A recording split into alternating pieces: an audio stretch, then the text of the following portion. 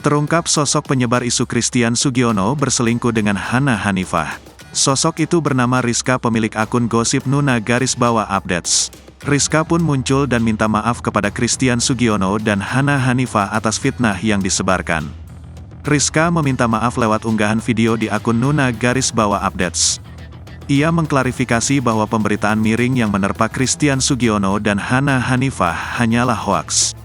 Rizka juga menyebutkan sumber artikel yang memuat konten perselingkuhan Christian Sugiono ini menjadi bumerang dan merugikan Hana Hanifah.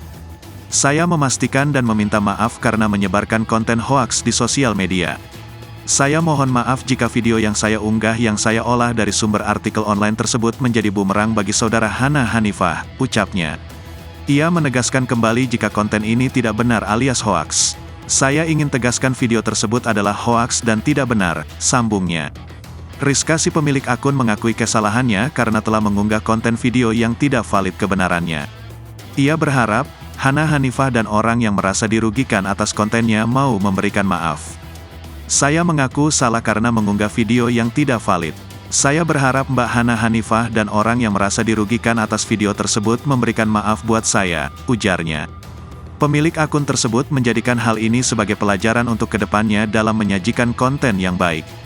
Semoga kedepannya saya bisa menyajikan konten yang cover both side dan tidak menyudutkan pihak manapun, pungkas pemilik akun tersebut.